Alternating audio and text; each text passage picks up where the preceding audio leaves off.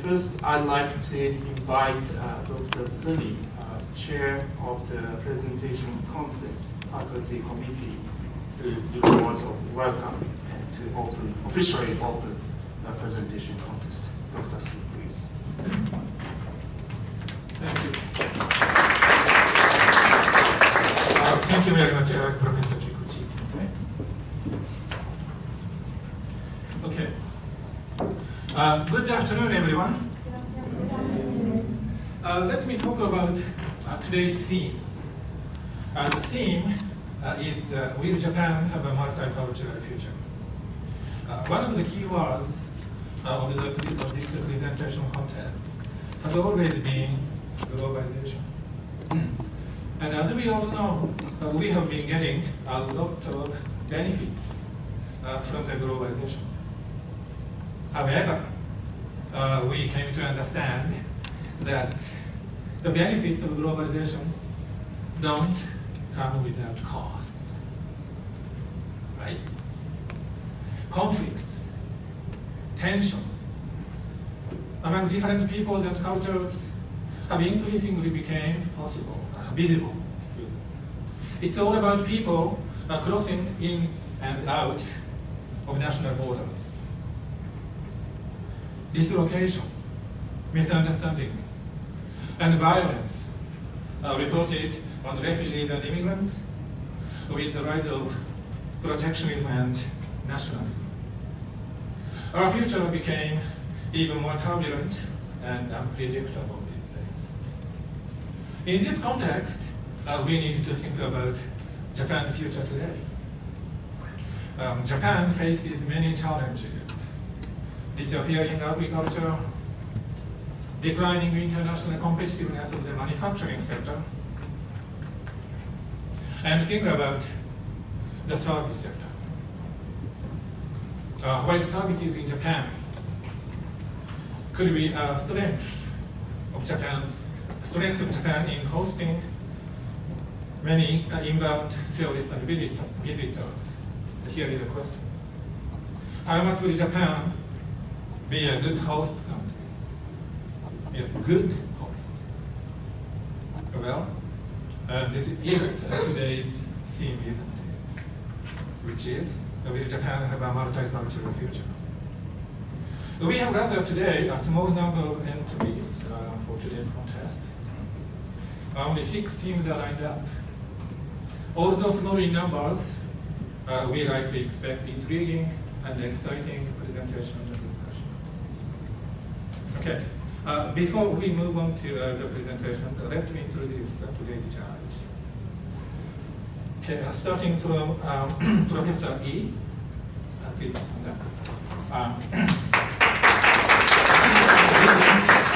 Our English and business curriculum for a long time for our business faculty, teaching the classes on business communication. Thank you for joining us today.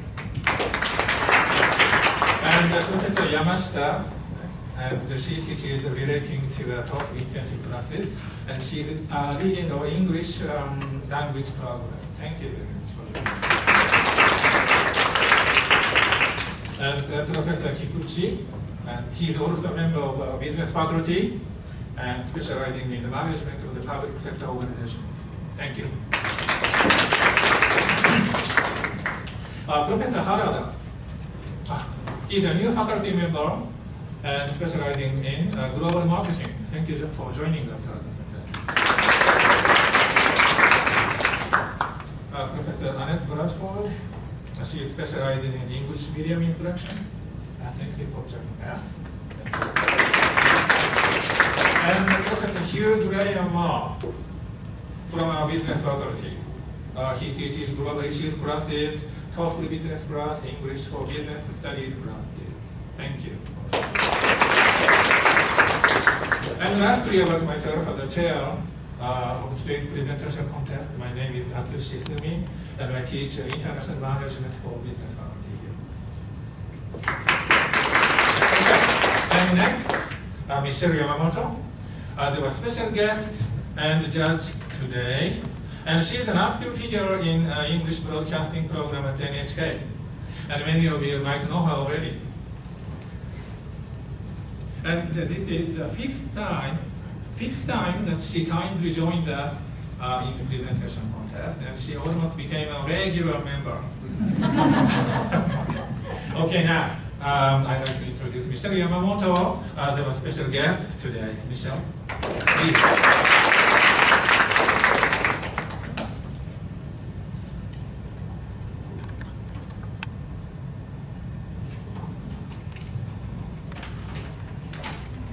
Thank you very much for your very kind introduction. I'm almost a regular member here. I'm very happy to be one. And I'm really excited to be back again this year because, as you have heard, I have been here for 5 years now. And 5 years is quite a long time. And I could really see every year the steps you make and how much you become better every year. And I see familiar faces here that I'm looking forward to seeing much better presentations from last year. So today, very interesting topic. Will Japan have a multicultural future? And as for myself, as Dr. Suni has said, I am in the media. I work in NHK. But to tell you a little bit more about what I do, I work for NHK World, and that's the international section. I work also for the TV and radio. And what's very interesting about NHK World is that the radio section has 19 different languages on one floor. That means I have lots and lots of people around me from many, many different countries, different religions, different cultures. And that has been going on for decades now in NHK. And we have grown to understand each other. I've heard that at the beginning it was quite hard to work together. For example, we have Muslim people who need to pray 5 times a day during work as well. They have Ramadan as well. And we have to incorporate that into their schedule so as they can still do newscasts as well. So it's at the beginning, it is difficult, but we have overcome that. We have worked within ourselves so that we understand each other. And how have we done that? There's been a lot of things that we've done. And amongst them, there's one thing that we still do every day, is that we have special reports written by another language team that has been translated into every single language. And we do that report every day from each and every country. And what does that bring us? That brings us understanding.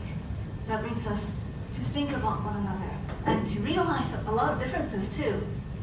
So I am very glad to be in that kind of environment, to get to know so many different cultures and the way of thinking. But then, I wonder, Japan, where we are now, do we have that kind of situation outside of NHK? Not quite sure. And to look into my friends, for example, looking into how my friends are living, there's one thing I have realized. Japan is becoming very powerful. In the news, they say that, hey, we have about lots of travelers visiting Japan, and there are many foreign residents, and there are many international marriages. Wow, we have become really multicultural. That's what we hear in the news every day. But is that really true? Is that? Because around me, I see many people who are not so happy.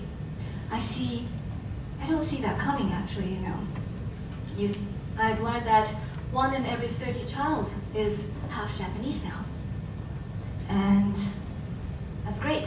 But is that really the true situation? Actually, there are some things that's not really been told in the news. For example, international marriages are very often said to be booming, but in fact, it's declining since the year 2000. And what does that tell us? It's said that 45% of the married couples get divorced in Japan. And and accounting for like 2015, 60% of the international marriages in 2015, 60% have got divorced. And why? The reasons were cultural differences, communication difficulties, everything that we see around us.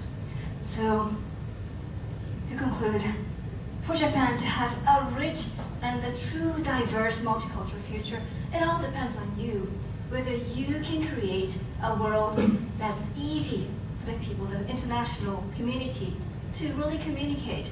And if you have a welcoming country, and to understand an understanding country too.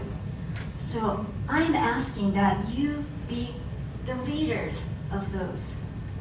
And I'm hoping for that Japan to bloom much more with your powers and you to make the change, to make the world a very multicultural place, especially in Japan. And I'm really hoping and looking forward to hearing your presentations today, and I'm sure that I'm going to get lots of tips from that. Thank you very much, and good luck.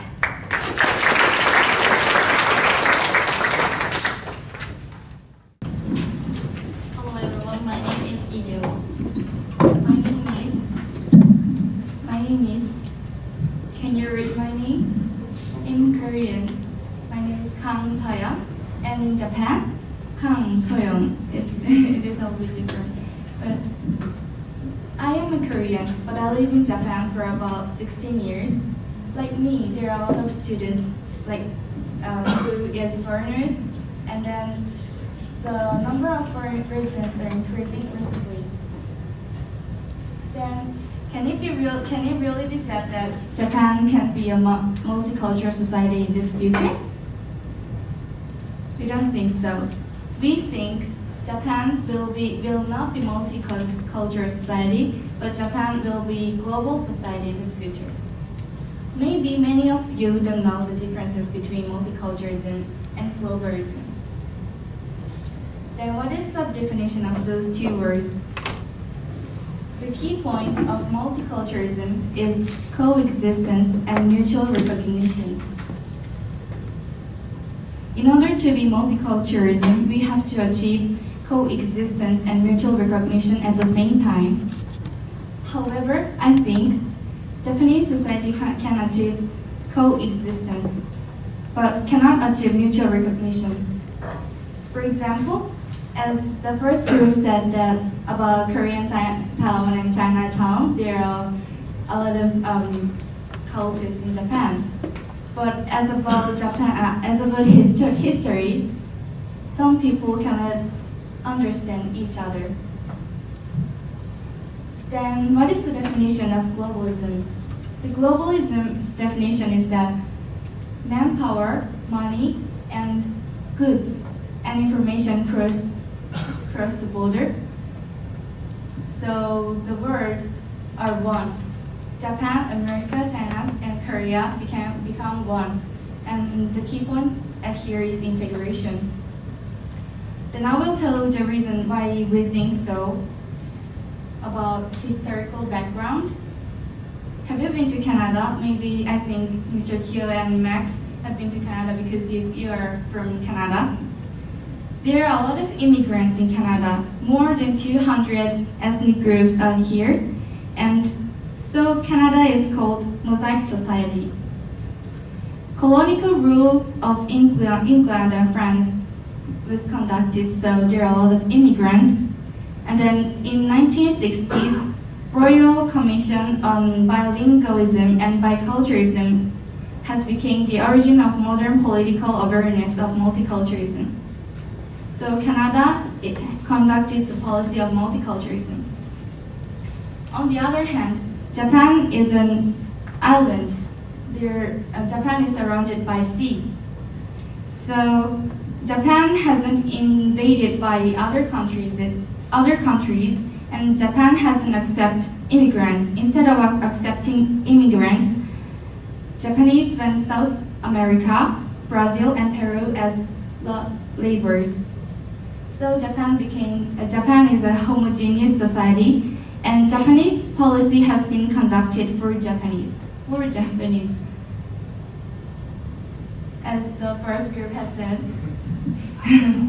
After Taro, who had been a president of Japan, has said that one civilization, one language, one culture, and one nation has been an element of Japan.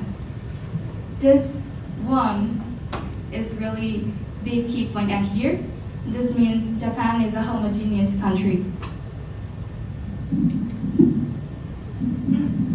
And I want to introduce another reason why we think Japan cannot be a multicultural, will not have a multicultural future. It's about the foreign workers problem. And here is a graph showing the transition of the number of foreign residents. And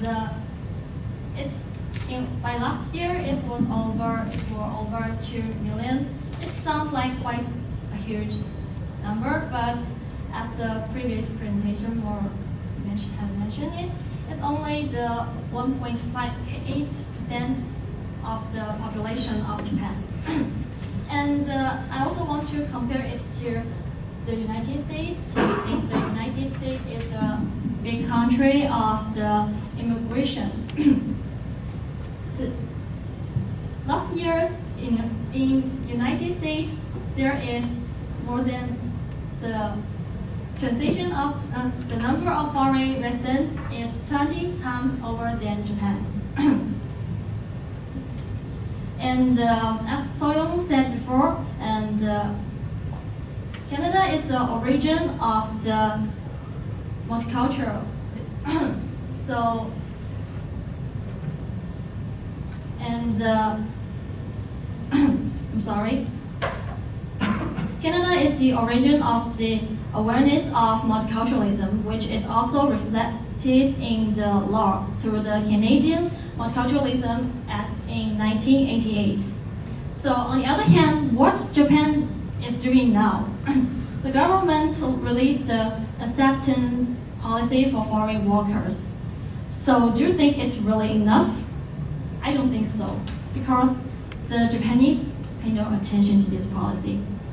According to the survey which taken by the Cabinet Office, there are more than 7% or over 70% of people they do not know about this policy. So I think it might be a sign that Japanese people may not really interested in to be multicultural. And also, which surprised me is when asked Japanese people, what do you think is the requirements that a foreign worker should have? The number one is Japanese ability, and the number two is ability to understand Japanese culture. I think it doesn't make sense because I know language is very important for a foreigner who want to work overseas, but I think the most important thing should be the skill. And nowadays, we're talking about whether Japan will have a multicultural future. Who build future? The young generations. But please look this graph and pay attention to here.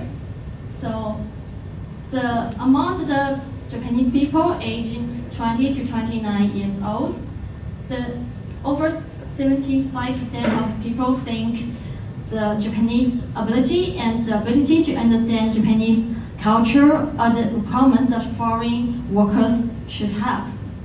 So based on these reasons that we think Japan will not have a multicultural future. But is it really important?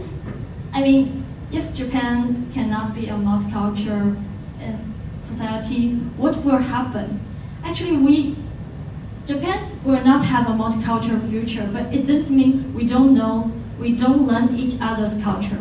We can coexistence, but in our opinion, Japan will be a more global society, not a multicultural society. Thank you for listening. That's all. Thank you.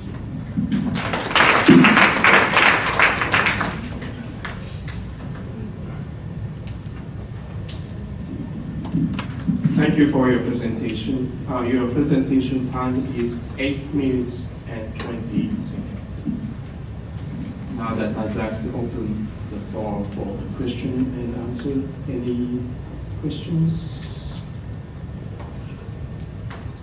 Yes, please.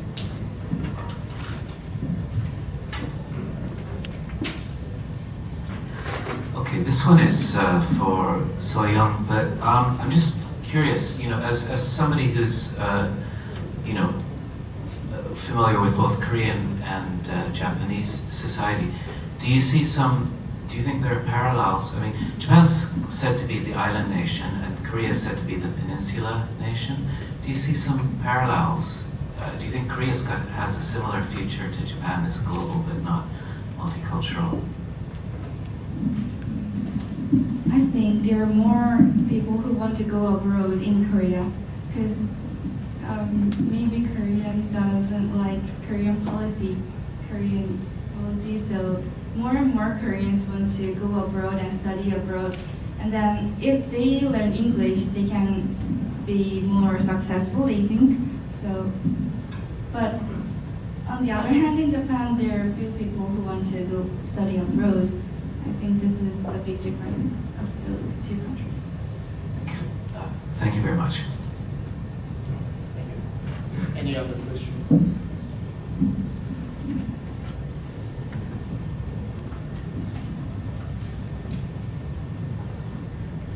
First, thank you for the presentation. My question is, you think the skill is more important than the language abilities, but on my understanding, I thought the language abilities is kind of your skills to work. Yeah, that is my comment, and my question is,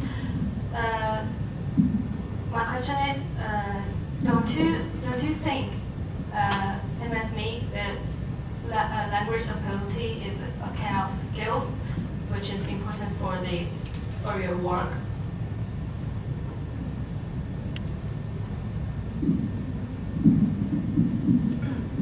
I think it may depend on the job. I never say that, yes, maybe skill is very important, but it's not the everything. Yes, language is also a kind of skill.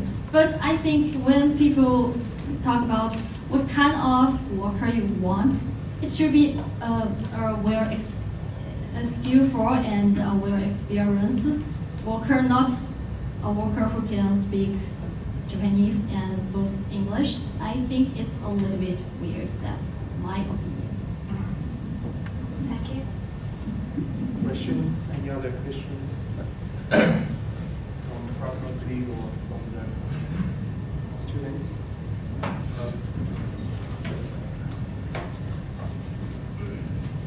Thank you for your interesting presentation. And it was, I was very impressed about just your kind of kirikuchi and attitude approach to these issues by dividing this two concepts, multiculturalism and global. But to be honest with you, just a little bit still unclear about some conceptual differences. And multiculturalism is both coexisting and paying respect. And you can exist as you are, sort of like coexistence each other with the differences. And globalism is like, don't you think it makes more sense that, like, if you put the word, one of the keywords should be assimilation instead of integration. If you can use this word assimilate instead of integrate, at least for me it makes much more sense. How do you think? Because integrate is like, Could you say assimilation's meaning in Japanese? When I searched on the internet, I saw that globalism means sekai no ittaikai in Japanese. So we wrote integration in English. okay. Okay, let me think about it. Let's take this time. Later on I will talk to you. No. Any other observation? I a completely different point about the Japanese ability, which been talked about. The people to care, I think, people to care about foreigners' Japanese ability, probably because Japanese residents, those people who, the Japanese people, feel that that's the language that they can communicate with. Let's say if they, kind of have another tool to communicate with them, they probably, care less about the language. What do you think about this?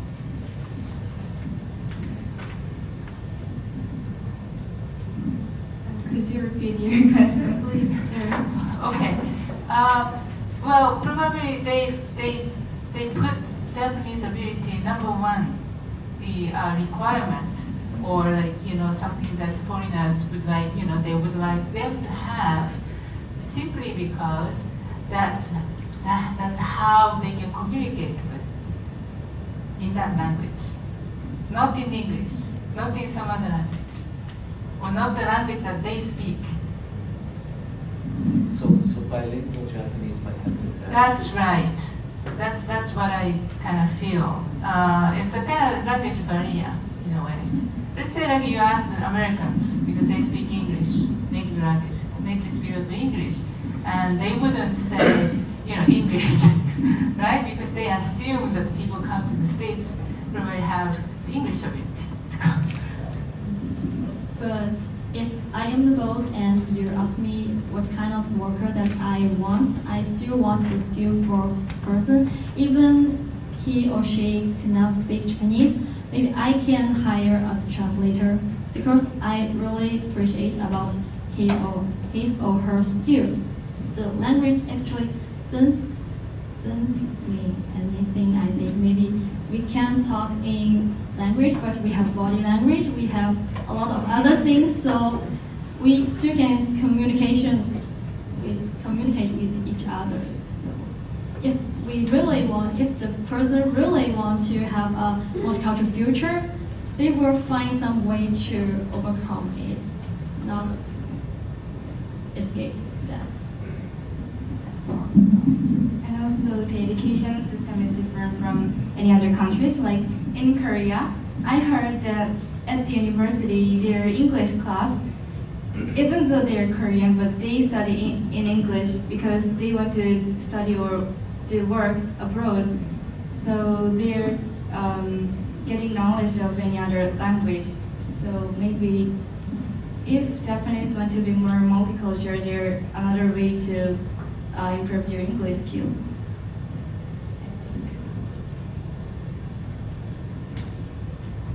Any other questions, comments, clarification, suggestions?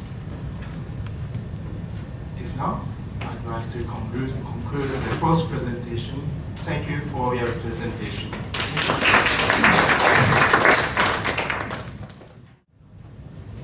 So good afternoon, everyone. So today we'd like to talk about the future of multiculturalism in Japan. So let's say we would say, yes, Japan should be multicultural. It's necessary. But first of all, let me talk about this multiculturalism from the aspect of Japanese economy. So according to government research, the Japanese current population, 127 million, decreased to 106 million by 2040. It declined to 86 million by 2060. So it is 30% of decrease from 2017 to 2060.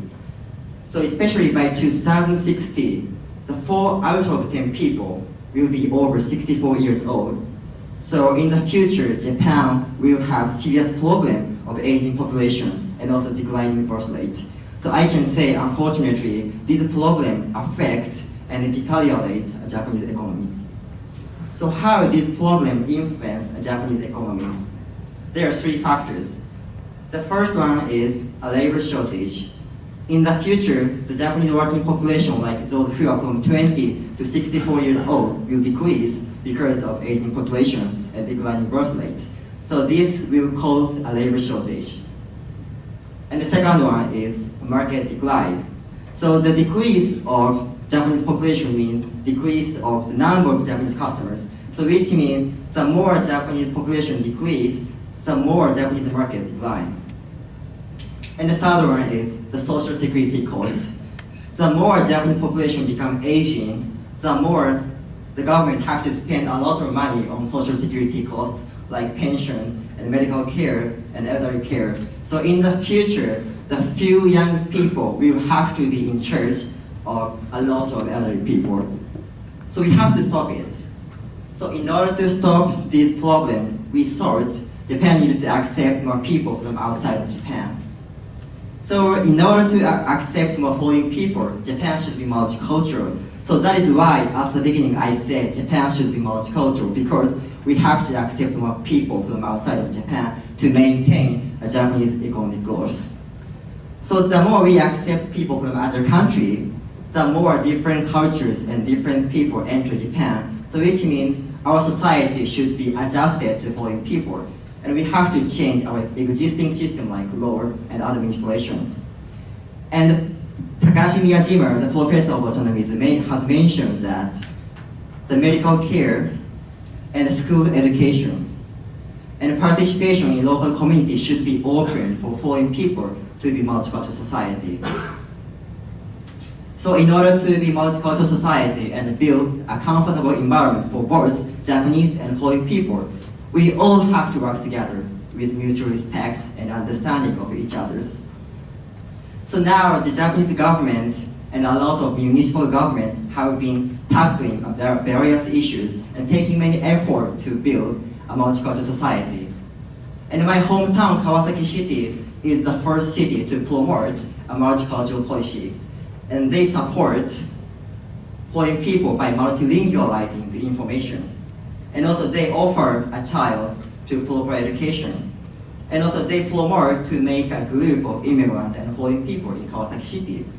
But our team thought Japan cannot be multicultural just because we have system adjusted to foreigner. So there is something to be done before trying to adjust the system.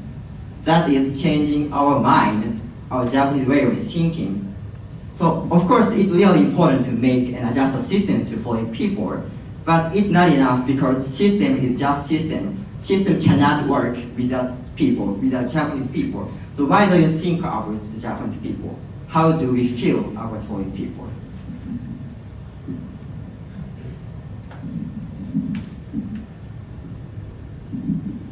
Have you ever heard this proverb? The nail that sticks out will get a pounding. In Japanese, derukui wa utareru. It shows how Japanese people behave in the society. In Japan, someone who stands out tends to be hated because standing out means being different from others. Japanese people are very sensitive about differences, so they try to follow the others. And have you ever experienced that almost every student are raising their hands in your class? Have you? Maybe you've never. Your usual sight is like this, isn't it? They do not raise their hands even though they know the answer. In our society, if you act different, you're kicked out from majority like this. Of course, they are afraid to isolate it from majority, so that's why they usually follow the others. That was a story inside of Japanese society. Then, what happened if foreign people get into our society? For example, a person from other country asked him to show which way to go. At first, in his mind, a certain word came up, gaijin. Then start to have kind of an allergic reaction. I can't speak English. Look at her hair. She's blonde and her eyes are blue. Oh my God, everything is different from me. And I can't communicate with her. He looks really upset and he couldn't do anything at all. Why do Japanese people upset when they meet foreign people? Because they cannot speak English? Yes, it might be a reason, but we think there is another reason. That is, Japanese people tend to consider themselves as Japanese instead of consider as an individual because they assume that they are 100% Japanese and foreigners are 100% foreigners. But is that so? Would you dare to question who you really are?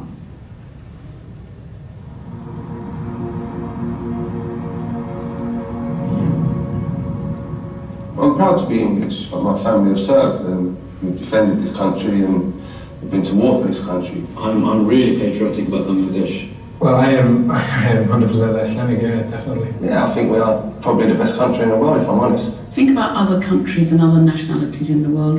Are there any that you don't feel you get on with well or you won't like particularly?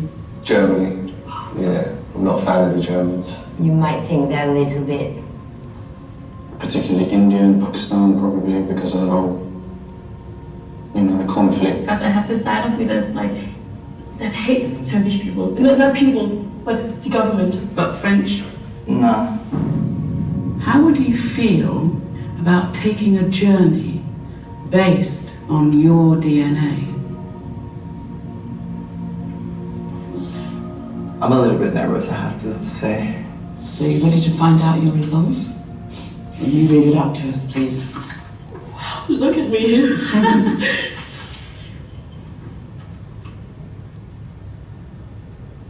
Oh my god. Oh, wow. Shit. I didn't expect that. All of them. Whoa! Great Britain, 30%. Can we 5% German? I'm Irish. Yeah, so I'm a Muslim Jew. Great Britain, 11%. Are you sure these results are mine? Eastern Europe. Iceland has definitely moved closer to Europe now.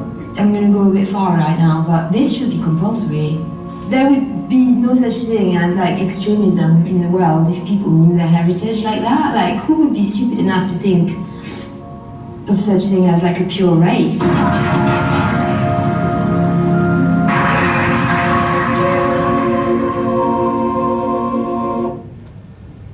The video told us that there is no pure race in the world. That means there is no 100% pure Japanese and 100% foreigners. Like this video said, you have more in common with the world than you think. You cannot consider ourselves as Japanese and foreigners anymore. The most important thing is focus on common things, not the differences. It's easy to think there are more things dividing us than uniting us, but we actually have much in common with the other nationalities than you think. Will Japan have a multicultural future? Yes, and it's necessary. But before that, we have to change our mind. We believe that an open world begins with an open mind. So please think about who you really are. That will be the first step to have an open mind and our bright future. Thank you for listening.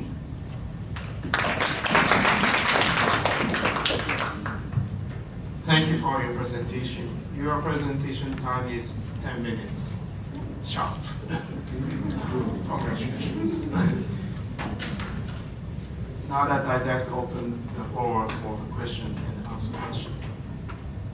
So you will move my board. Any questions? This will be the last chance to ask questions. Okay. Yeah, this one is for Masato. You were mentioning statistics in which the population of Japan will decline to 86 million people by the year 2040, and so there'll be a labor shortage. But I also remember recently reading an article in which a think tank in the UK suggested that 50% of all work in the world will disappear by that year because of the increased use of robots, and so we won't need things like truck drivers, even if you go to see a dentist, you might have like robots servicing the patients and one dentist in the middle while you know, with 5 or 6 patients, that kind of thing. So I just put it to you, maybe Japan won't have a labor shortage of the sort you were suggesting. How might you factor that in?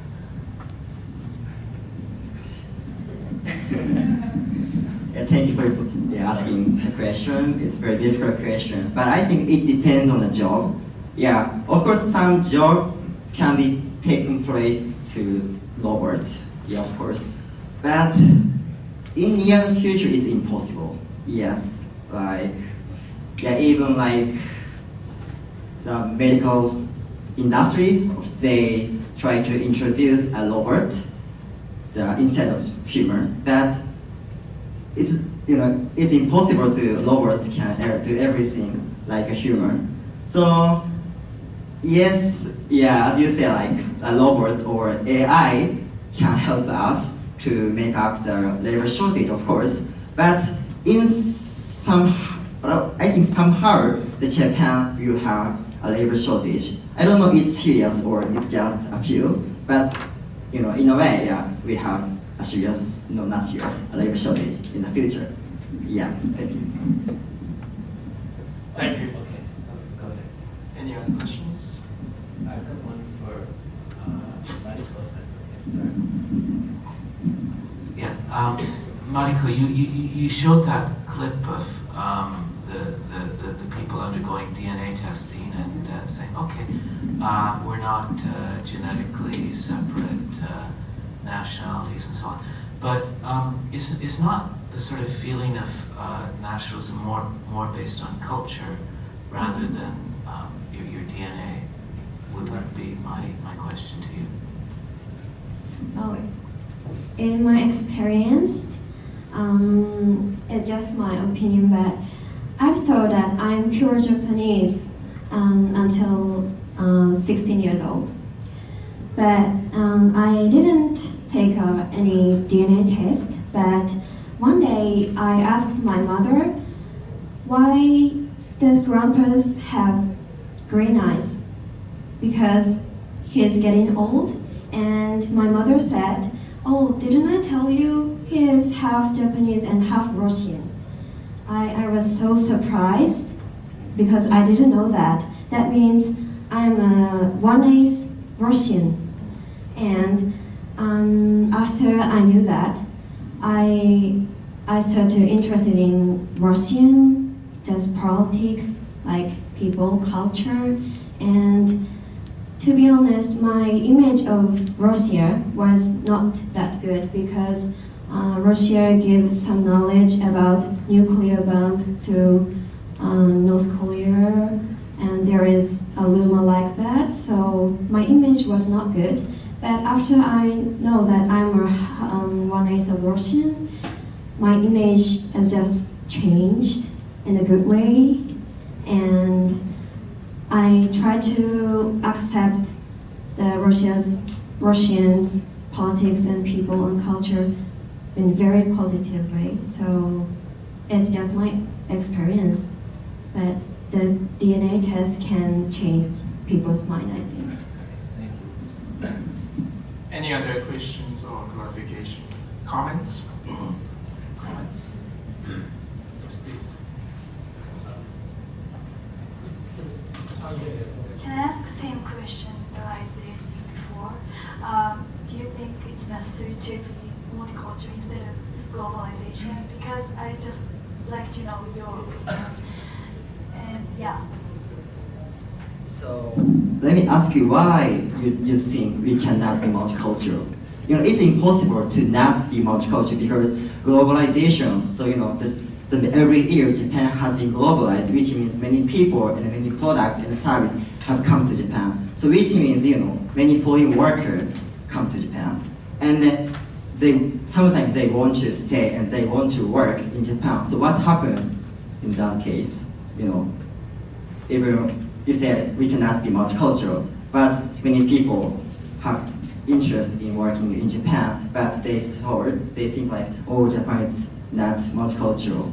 but you know what I mean, like. In my opinion, to become globalization is enough to foreigners stay there.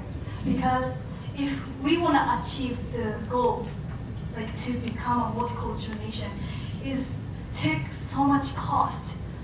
Like what we did in the presentation, it takes so much effort. We need so much effort to become multicultural. So,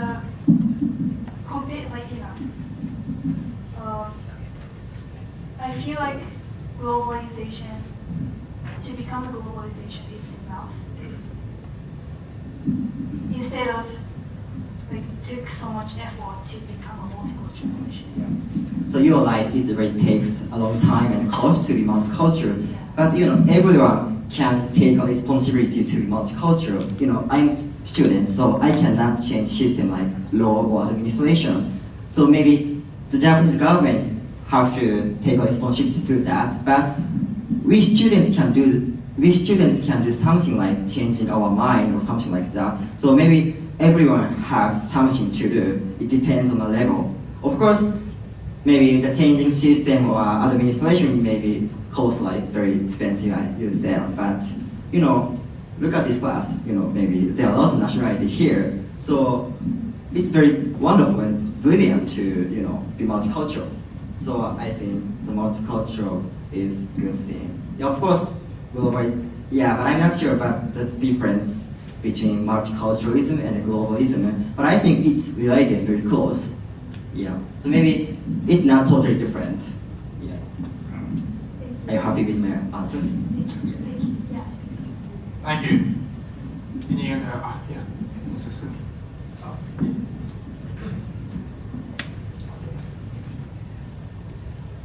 Well, thank you for your interesting presentation. And I, for one, at least I'm so glad that only one team actually pointed out, approached or tackled the issue of race and ethnicity. And my background was anthropology. And there, that's what we talk. There is no such kind of pure race. If there is something like I'm a Japanese or you are Russian or something, that we culturally construct. So I'm so glad that you are the only team just you guys pointed out that actually fact. But the question still remains. The changing the mindset. It would be effective, to untangle from the issues of race from there. But are we successful doing this? And in anthropology in America, we are talking about that at least 20 years ago. That's what I learned. And I thought, wow, there is no such kind of race. We construct. But still, now, every day looking at everywhere, we talk about you are Nanjing, it's kind of, we don't change. We haven't changed it so much. And government still uses the same classification that you are black, you are white, you are Caucasian, you are Asian, American Indian. The American government still relies on that. And so, are you still doing this, or will you be doing this thing? How do you think about this gap of idea and reality? Yes. But, we are talking about Japanese behavior. Japanese people really tend to associate, I'm 100% Japanese, and you guys are totally foreigner. But, as I said, of course we are different somehow, but, in a way we have a common thing. So, yes. So this presentation will be a first step to, think about who you are. So are you really 100% Japanese, and have you ever thought about that? So our solution is not perfect, of course. It's just a first step. But maybe even though the Japanese government changed the system, so only if the Japanese people change the mind, it's not going to work, I think. So that is why we have to change our mind. We have to have more open-minded. Yeah. Okay. Yeah. Yes, two more questions from the student first.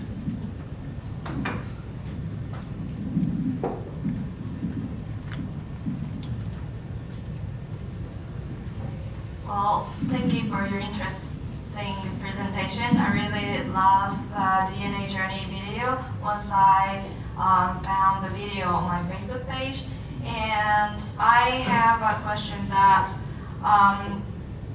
you said that the Japan should have a multicultural future, and after we watched the DNA journey video, we can recognize that nobody has the pure race, but how can the Japanese people realize that they have not the single race without watching the DNA journey video or something? How can you tell all the Japanese people to accept the multiculturalism?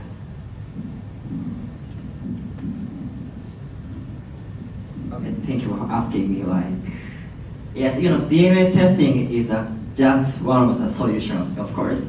And I didn't take a DNA test. Maybe if Japanese people take a DNA test, maybe the result will be like the 19 or 80 or 19% is Japanese, and then the few percent is like China or Korea, of course. But this video is only talk about the European people, so they connect to each other, so it's very easy to have a common thing. But actually, my ancestor is a Korean. Yeah, actually, it's many years ago. So my grandfather is a world history professor, and he went back and back and back, and finally he reached at the Korea. So, and after we knew that, so we went to Korea together, I think, yeah. And after that, I really become a big fan of Korea, the Korean culture and Korean atmosphere. And after that, I've been to Korea 6 times. So maybe, yeah. So maybe some people, it very works, I think, like me or like Mariko, yes. Yeah, of course, yeah. It's very difficult to recognize, all the Japanese people are not 100% Japanese, of course. But when we talked about it, even between same nationalities, we're very different. I live in Kanagawa Prefecture, and she is from Niigata Prefecture. Even we have same nationality, it's totally different. So the point is who you are, So you are 100% Japanese, and you are same as the people from another prefecture. And so, the Japanese people really tend to care about the difference, oh, you are different from me.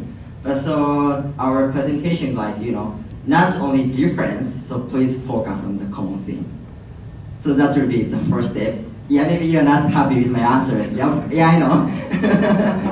Yeah, it's very difficult to promote Japanese people to know you're not 100% Japanese. But yeah, but you saw this video by Facebook. If I broadcast this video on Facebook or Instagram, maybe some people feel, oh, it's a good thing. So it's the first step, I think. Thank you. I will take one last question from the student. And one comment, please. Thank you for your presentation. I was so interested. I suspect that you have said that the lack of labors would connect it to the reduction of market size. But as Graham said, I think there are a lot of things that artificial intelligence can do. Like, for example, AlphaGo has won a shogi, and maybe the ability of AI can be beyond what people can do. So I don't think if the number of the laborers would decrease, and then it would connect it to the reduction of market size. It can be large. Yeah, so labor shortage is very complicated, but let me talk about the market decline. So, like industry of education, the school, or food, or beverage, many universities are private universities, so, these universities have to, invite a lot of students, but the number of students decreasing every year, so it's going to be very competitive between private university and private university. So in some industry, the market will decline. And also, like beer company, you know the Kirin, the beer company, Japanese Kirin company, yeah.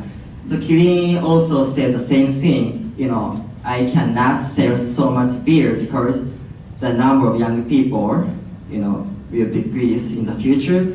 So in order to fix that problem, the Japanese beer company went to a foreign market, you know, to find more customers because the Japanese market is going to decrease. So yeah, of course, AI is, you know, effective, but so do you think when the AI or robots can be perfect, like in 50 years or 100 years? I don't know, but this topic is offered in the future, so maybe some days. Yeah. So we have to try, but you know, but in some point, like the labor shortage will happen, I think, in the future in Japan. Yes. Not dramatically, yes. Thank you. The last question or comment from Shirley. Thanks very much. It was a very nice presentation, and that video was one of my favorites. And recently I'm involved in a science program in NHK, and recently we had a program that discussed about Japanese ancestry, and there's a very quick way of seeing who you are. Let me show you. Could you, for those who are Japanese, try to wink and have your friend next to you check whether your face muscles move. If you can move, if you can wink without moving your other parts of your muscles. Okay? Do you? Okay, very good. Could you stand up and turn around and show your face to everybody? Could you wink to everyone? Please wink. 1, 2, 3. Okay, very good. And could you also turn around and Ms. Yamashita, please show everyone how you wink. Okay, so one it does not move and one does move. And what that means is that you are a yayoi person, more of a yayoi, and you're more of a joma person. I would have guessed that's the way the faces look in any case. Oh, yeah. So that's an easy way of looking down in your ancestry as well. How much more of a joma person or a yayoi person. And they also blended together in culture as we have come down in history. So that's also an interesting way of, you can't show your videos around very much. So maybe you can ask, hey, wink, and show me how you wink. And you can tell that person that that's how they're blended together. And that's how we form a Japanese culture. Sorry, thanks. Thank you very much for a very interesting observation. I think I'd like to conclude the sixth presentation with a big round of applause. Thank you very much.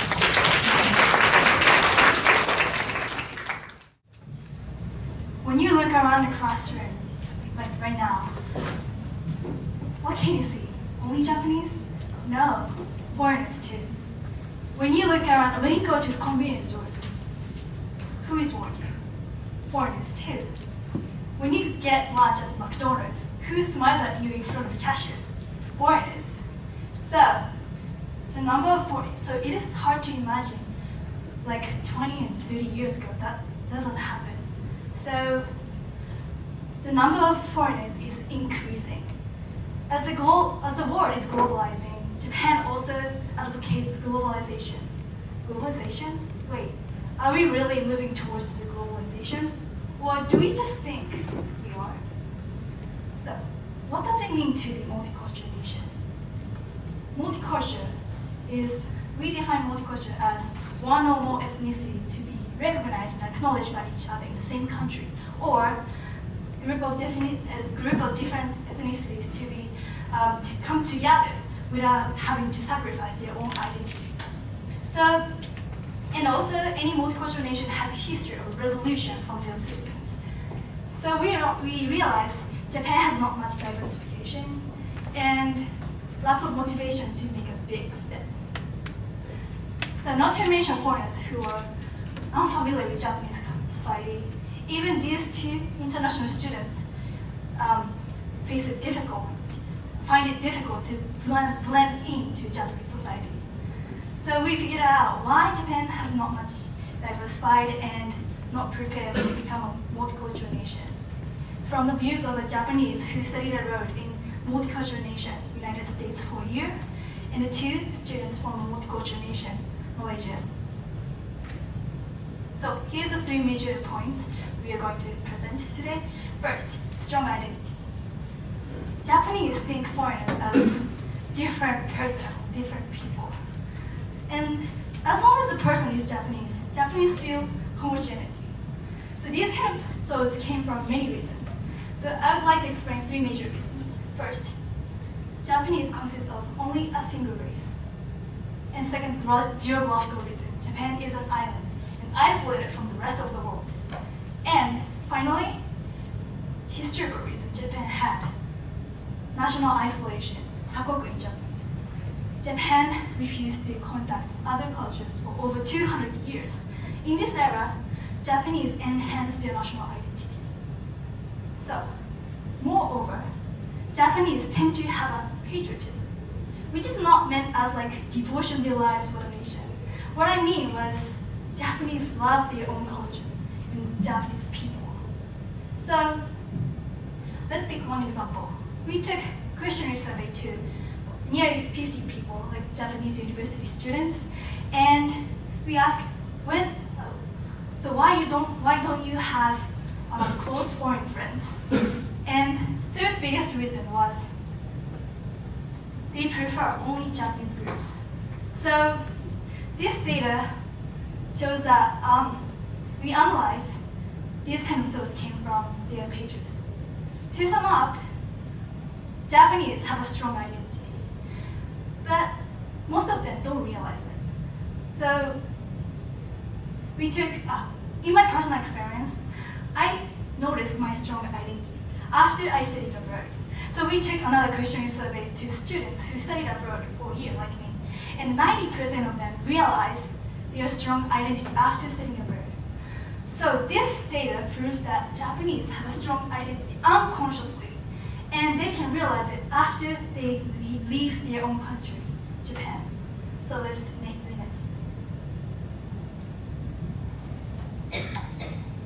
The next major difficulty Japan faced to become a multicultural nation is the lack of motive to welcome immigrants. I'll be talking about three main points regarding the lack of motive shown by Japan: the refusal of refugee, the difficulty of obtaining the Japan's citizenship, and the lack of initiative to provide cultural transition for foreigners. Let's have a look at Japan's current refugee statistic. Among developed countries, we compare it with Germany, Canada, and France. And Japan has only a number of 2,514 refugees. The difference is enormous. To be exact, Japan only received 28 refugees in 2016. This will not make a huge difference nor change in Japan's society. Therefore, bringing me to the point that it will be hard for Japan to become a multicultural nation from the current situation. So I would like to explain the importance of receiving immigrants, including refugees, for a country to become multicultural. So why does receiving immigrants have anything with a country being multicultural? Without these multicultural countries, these people, most multicultural countries have a history of allowing a big number of immigrants in for a specific reason. For example, receiving immigrants in due to economic growth. Without these immigrants, there will be no change in the population of Japan within a country. And without the diversification of culture and race within a country, it is impossible to become multicultural. Next, I'll be talking about the difficulty of obtaining Japan's citizenship. Necessary requirements are good behavior, technical skills and ability to live independently, no criminal records, and paying tax on time. These requirements are reasonable and vital to maintain the safety of Japan's society. But let's have a look at the last requirement. 10 years of living continuously in Japan. 10 years is a really long time and a huge commitment, thus making it look unappealing to foreigners. Lastly, the lack of initiative to provide cultural transition for foreigners. I would like to say that there are no free languages or courses for foreigners to help them learn the language Japanese. Thus, foreigners might find having a hard time to blend into the Japanese society. Okay, the third reason why Japan faces difficulties to become a multicultural country is because we are not ready to embrace multiculturalism. What's the most important need to live as a human being except physiological needs? Accommodation or shelter, right? I assume most of the foreigners who have lived in Japan definitely had an unpleasant experience of searching houses in Japan. And okay, please have a look on this image taken down from the Japan Times. And it is clearly stated that these lists are the requirements by the landlords posted in a house searching website. It is clearly stated that no foreign tenants, Gaikokuseki Fuka. Please also have a look on this data that collected by the Japan Times as well. And so nearly 90% of the foreigners say they have been denied by the landlords just because have been denied by the landlords, and 60% of the reason is they are foreigners. So we can conclude that Japanese landlords are reluctant to accept foreigners. So we also conducted a set of questionnaires to Japanese students. And so we asked, do you resist to make friends with foreigners? And majority of them said no. However, when we asked, do you have a close foreign friends? And nearly 80% of them said no, which is contradicting to the first result. So we sought for the reason why they don't have a close foreign friend. Okay, as this reason is beyond our control, we are not going to discuss about it today. Please have a look on this point, language barrier. So why language barrier exists between foreigner and Japanese? There are two main reasons. First, the average English proficiency level of Japanese. Please have a look. So this is, average score of Japanese is around like 500 in TOEIC. And the next reason is the essence and the expressions of Japanese language are fuzzy and indirect, which Japanese usually can got the meaning, but not foreigners. So we can therefore we can deduce that language barrier is one of the significant reasons that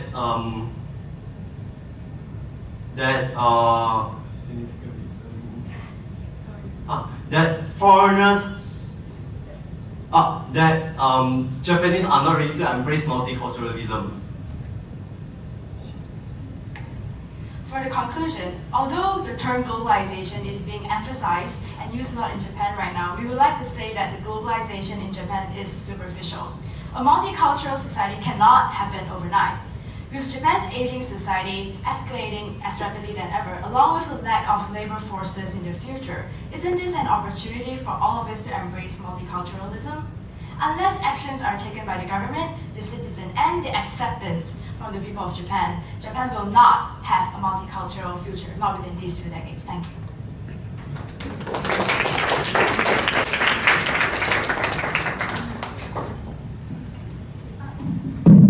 Thank you for your presentation. Your presentation time is 10 minutes and 1 second. Any questions? Yes, please. Yeah, once again, I have the first question. No, the discrimination of real estate agents to foreigners. I can remember once myself many years ago walking into a real estate office looking for a new office for a small company I had to rent. And first time I went in just by myself, and the guy in the back just saw me come in the door and just shook his head. That was we don't even want the hassle of dealing with you. But my question was, you've got a snapshot of attitudes now. Not this, but you had a pie chart with so Yeah, so this is kind of a snapshot in time now, right? Yes. What do you have any, when you were looking into this presentation, did you look at any sort of evidence of change in attitude over time? Like, for example, these are current attitudes. How does it compare with attitudes, for instance, 20 years ago or 10 years ago? Well, we didn't look for it, the statistics, but we think that shelter is the most important need in our life. So I think it doesn't matter about the statistic, it doesn't matter about it. The most important thing is that is foreigner able to live in Japan or not? That's the thing. Like as a student, before I enrolled to Meiji University, and I have to leave my dormitory before 21st of March, and until that I couldn't even find a dormitory, new house in Japan, or maybe they even request more reikin, we say reikin, from foreigners, which is to student is very unaffordable. So, do you think that is the statistics really important? We think, we think that it is still not enough.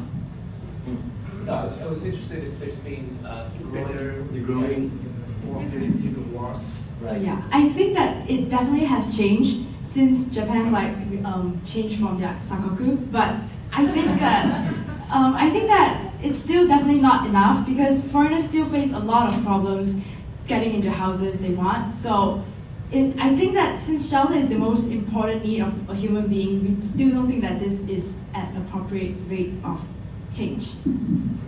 Thank you. Any other questions? Thank you very much for your wonderful presentation. My question is, what kind of government actions do you think are necessary for Japan to become a multicultural society?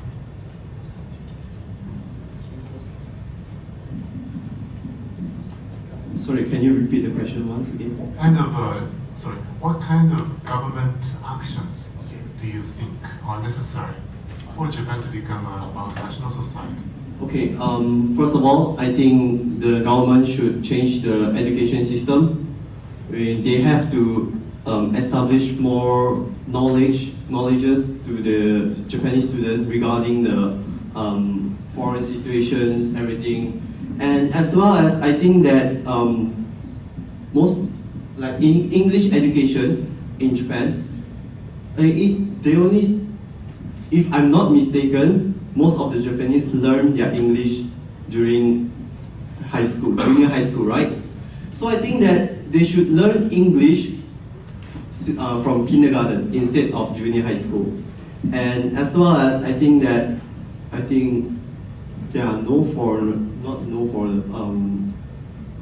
less foreigners are teaching English in primary and junior high school and high school as well.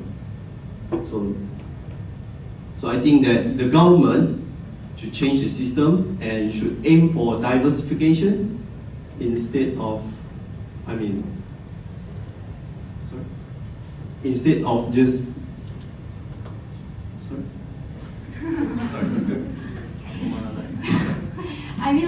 it is obvious that taking up English from the age of 13 is definitely a late start because our brain is definitely not functioning as well as starting from kindergarten. So I think that the first step is to start implementing English education from at least elementary school, if even better kindergarten.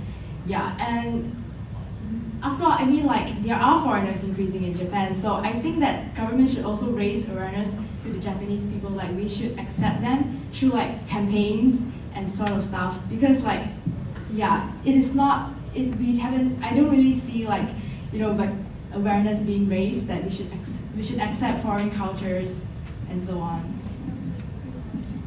Oh yeah, and also foreigners have a hard time tackling Japanese, so I think that free language courses should also be implemented for foreigners to welcome, to like assign to welcome them, like to welcome them to come into Japan.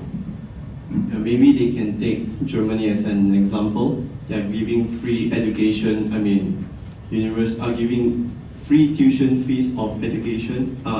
University to the foreigners who learn German language. Thank you very much. But do you think Japanese government should provide some kind of education for foreigners in Japan to learn Japanese? I think that it doesn't really matter if government provide the tuition fee to learn Japanese or something else, because like there is just not much initiative shown. For example, like he said, Germany, they accept students tuition fee free if you know the language German. But Japan is not taking any step to welcome immigrants in terms of lessening their burden, like because students definitely don't have that much money. Thank you very much. Yes, please. Well, thank you. Thank you for your presentation. My question is related with him. Is Japan has a bright future for being a multicultural society? Bright future? Yes. I think from the current situation, all we can say that it is not bright enough yet, but yeah, steps should be taken. Because as you can see that foreigners are not having a very pleasant time, like for example, finding shelter. So I think it's still not that bright from the current situation. So what do we need to become a better multicultural and society? Like we just said just now, for example, because except education. Besides education.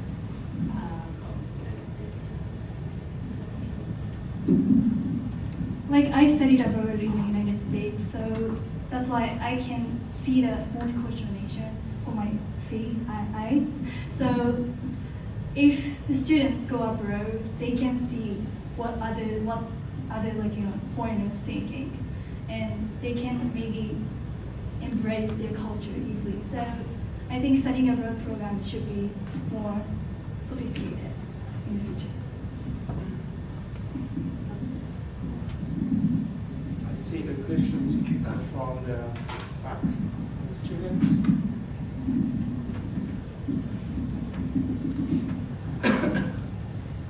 So thank you for your presentation. So you guys said the biggest reason is the English, the language. Japan cannot be multicultural. So do you think if Japanese can speak very fluently, we can accept foreign people, or we can be multicultural?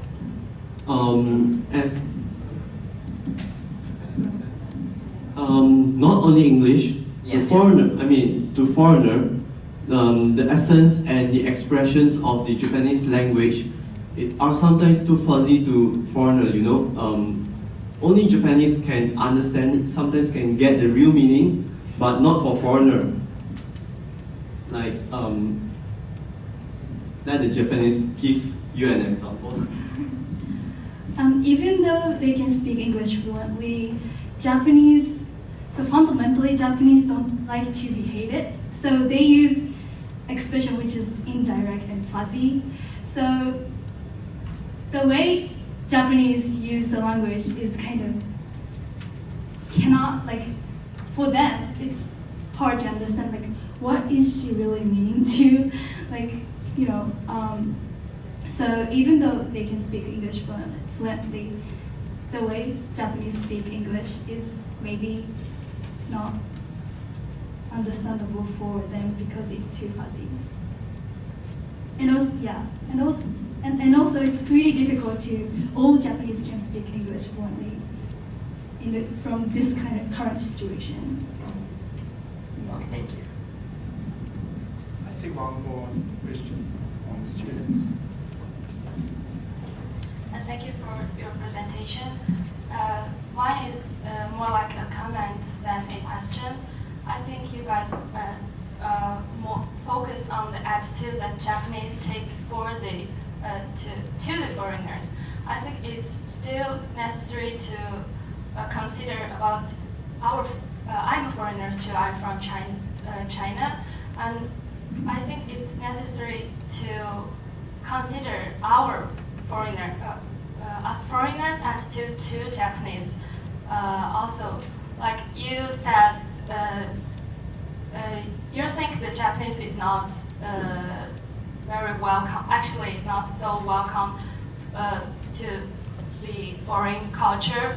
But on the other side, our foreigners who live in Japan, I think we are also unconsciously take the distance from the Japanese people. Yes, that is my comment.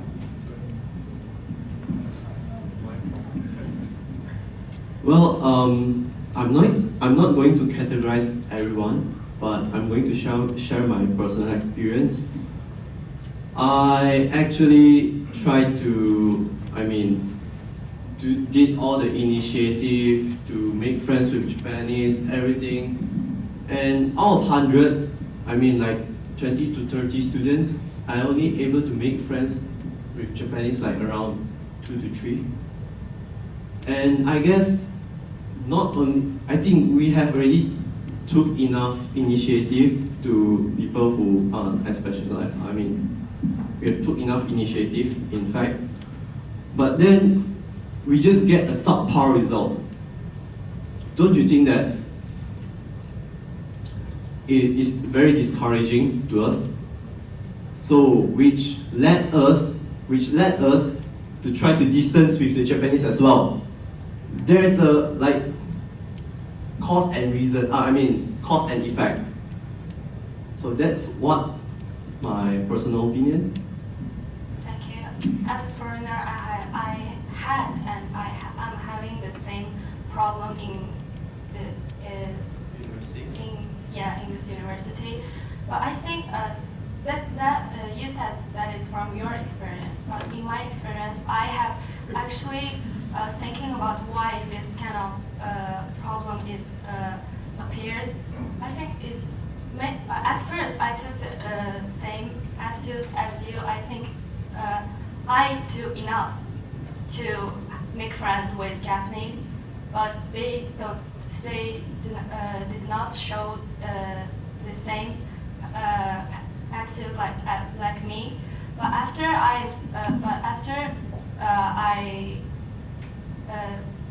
but recently I realized even though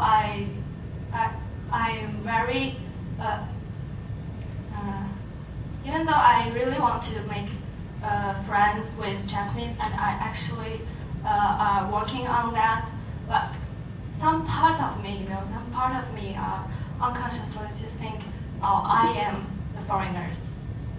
They are the Japanese, they are the locals.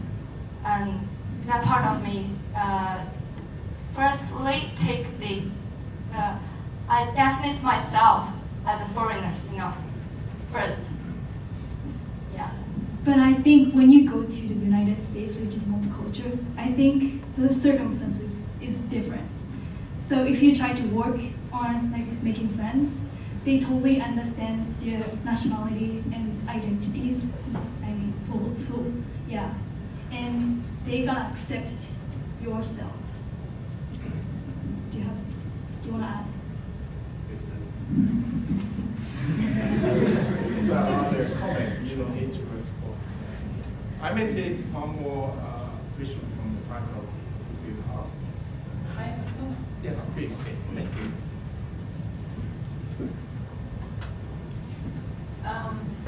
Thank you for your great presentation. I appreciate your data very much. But from my own, personal experience, I also been overseas and I also been teaching Japanese students. I've been observing the interactions among students, and I, came to not really a conclusion, but I kind of feel that when you are in the multicultural situation, let's say that you're meeting Japanese students, Japanese students meeting foreign students, this is multicultural situation, right? Yes. And in that case, sometimes it's maybe it's not a bad idea to focus on the sameness rather than differences. Meaning, okay, maybe there are some students who are maybe shy and maybe who are maybe very blunt in all kinds of, many various cultures, right? So if you start, looking at different people from that point of view, sometimes just, take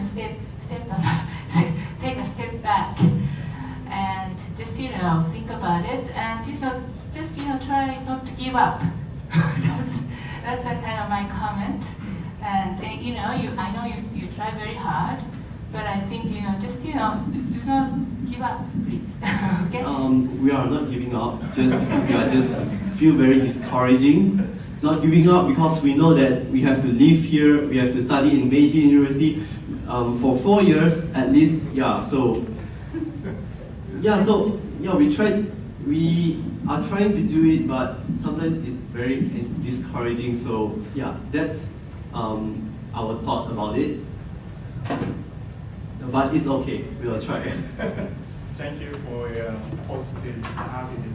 Thank you very much, and let's conclude the second presentation. Thank you very much.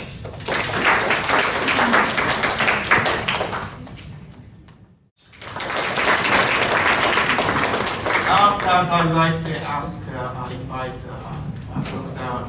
Rockford first to make a brief overview of the presentations. Wow, thank you everybody. I really enjoyed listening to the presentations.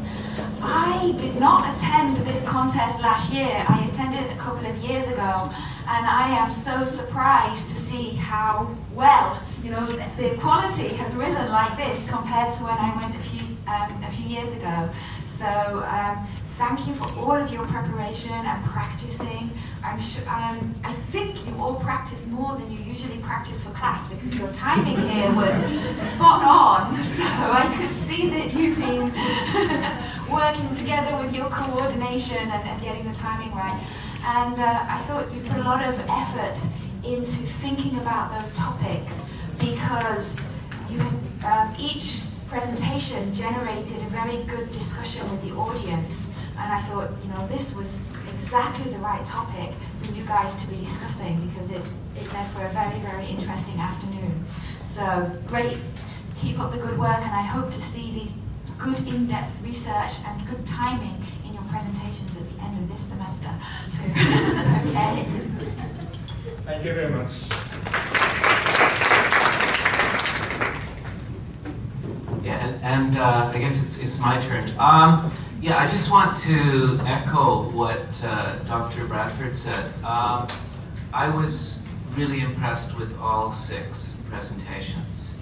I've been a judge. This is only my second time to be a judge here at the speech contest, but over the years I've been a judge at many speech competitions, and sometimes some speeches I have to kind of hide a yawn, or I'm a little bit, oh, okay, pay attention, right? Today, nothing like that. I was absolutely interested in every single presentation. I was interested in the content, and the other thing is, I think every single group did a really good job of engaging the audience. You were making eye contact, you'd obviously practiced the presentations, and that is really the key. It's I was very impressed, and now I'm thinking, okay, what I expect in class should just I need to. The only thing I would say that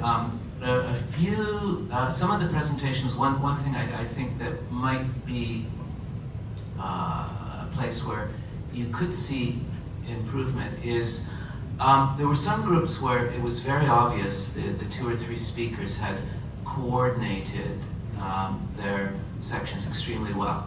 And so the one section moved into the next section very, very clearly, and there was a very clear, logical connection. But a few of the other presentations, it was a little bit of a jar, a little bit of a jump. So it looked like almost I was listening to three separate presentations, three separate mini presentations on a theme. So that would be one bit of advice, I think, is just to try and make sure that the entire presentation works as a unitary whole. But in any case, I enjoyed the chance to be a judge here today, and I think all of you deserve a warm pat on the back. Okay, thank you.